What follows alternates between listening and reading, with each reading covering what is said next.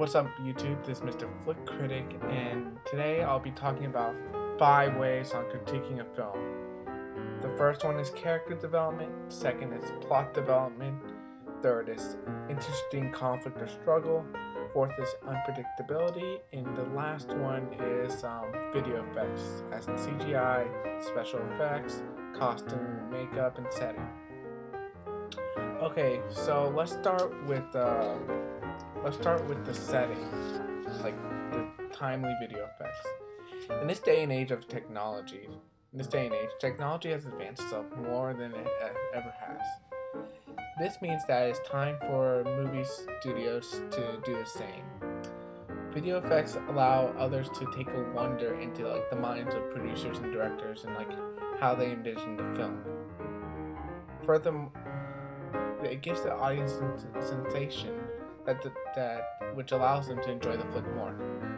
Furthermore, bad video effects that don't look good make people boo at the film. Even though 2012 sucked relatively among critics, it was still very exciting to see the power of the video effects and how the one part of the film was the destruction of Los Angeles, which was just on me in such a way and made me think how technology has advanced itself to allow the effects editors to make something creative like that. And if you see a cheesy film with bad special effects, like the Batman trilogy, the early ones, you're not gonna really think of it much. Just you're gonna think of it negatively, oh, that's the movie that had the wire sticking out when he went to go jump off the ledge. Okay, second of all is unpredictability. This is a major part to a movie. People hate films that they can just predict right off the bat. Like, for example, the new Pirates of the Caribbean. You predicted what could happen in that movie, like the priest coming back alive to save the day, and etc. If you predict the ending of a film, or whatever it's coming to, that means you must be feeling a bit bored. Nah, maybe not a bit, maybe a whole lot bored right there. Unpredictability allows moviegoers to keep on guessing to the end. When someone is guessing to the end, they begin to feel the excitement of the movie and feel the suspense. And that's what part of a movie is. You want to feel like you belong in the movie. So, yeah. Next one is an interesting struggle or conflict. In a conflict, the character struggles to achieve something. This something can be whatever, from getting the data of his or her dreams to saving the world from destruction. One of my most personal favorite conflicts is the conflict the protagonist has to deal with in 28 Days Later. In this film, the protagonist has to come to terms to accept this new society of zombies and learn how to fight for survival. In addition to the paramount of zombies, the protagonist must... Sorry, I'm looking at my notes. Paramount zombies, the protagonist must also have to fight off humans who have turned into a mental case due to the stress of the zombie infestation.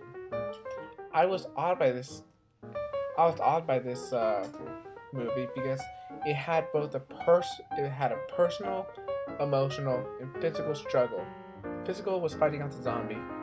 Emotional was adapting to this new society and trying to clench your head of that. Okay, everything's gone. My whole family, friends, and everything's gone. I have to learn to adapt to this new environment. And the third was a mental struggle, learning to not stay insane and stay in composure while others around you just broke down. With that in mind, a successful conflict struggle is one that makes you feel bad for the character. It makes you feel attached to whoever needs to face the struggle. If you don't feel any of that, then that means that the conflict presented is not very an idealistic one. Plot development. A movie needs a consistent plot in order to have good reviews. You need a plot that is easy to comprehend, does not lead you into a maze of confusion.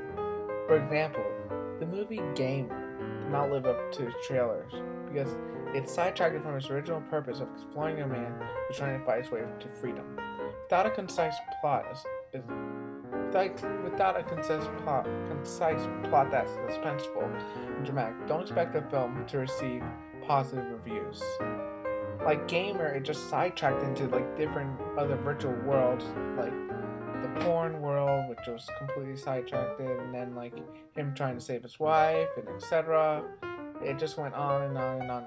It was great to see how technology advanced in that time period, but the plot was just irrational. Character development is probably the most important aspect of a film when it comes to reviewing. Characters in a film need to be something someone can relate to. For example, let's say a character is having trouble to find the right decision to date. That is something we can all relate to. Moreover, it's important to see how the character changes his or her thought or actions in the film progress. Every character goes on a quest. And on this quest, they learn more about themselves and their surroundings. And from on this quest, the character begins to develop into begins to change his mindset about the world and about his feelings and emotions. I personally love to see a character change within the film because it adds more meaning and excitement to the flick.